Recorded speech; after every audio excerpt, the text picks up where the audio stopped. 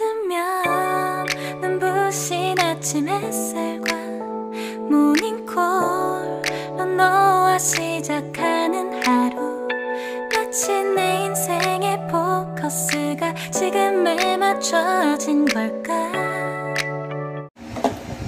Hello guys! So ito nga po ang video ko po ay gusto kong i-share yung in-order ko sa TikTok shop. At syempre in-order ko tong snack kasi bukod sa mura siya at syempre para po ito sa aking bunso na.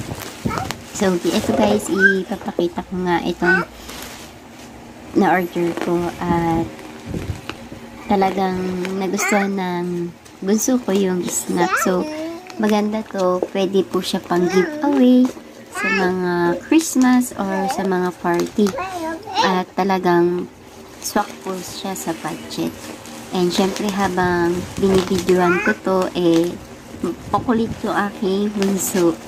So excited siya. Mas excited siya kaysa sa akin. So yan na nga guys.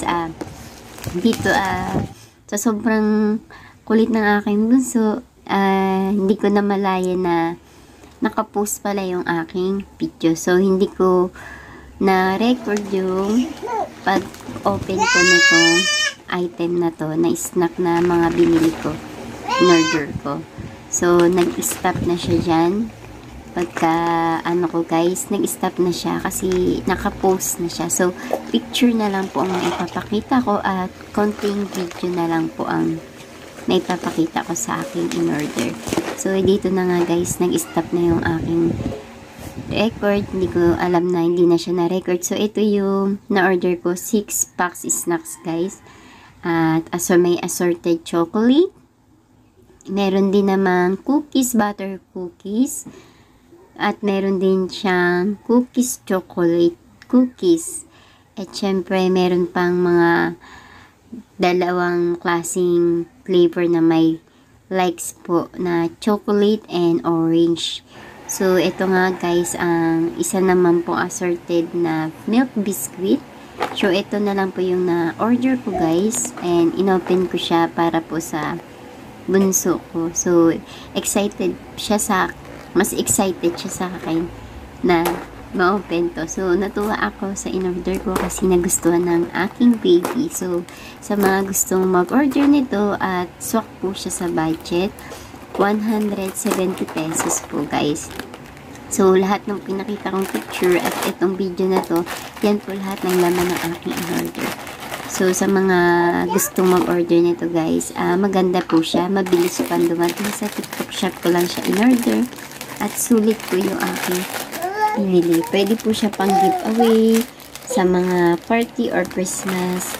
And talagang magugustuhan po ng mga kabataan itong biscuit ito guys. Yan. Ito nga, nilagay ko siya sa lalagyan. So, hindi man lang napuno. Charot. O, kinuha na ng aking bunso yung nilagay ko sa biscuit. So, na yan. Ito na nga guys, excited siya. Tikman nyo, biscuit. So, ang kit-kit talaga ng bunso ko. Ayan, so yan na nga guys, natuwa siya sa aking in-order. So, para sa kanya po ito guys. Yan, maraming salamat po sa panonood. Kung bago ka lang sa aking channel, don't forget to subscribe and click the bell para lagi ka pong update sa aking mga video. And like and share na rin po. At kung may katanungan po kayo, comment lang po kayo sa baba. And thank you guys!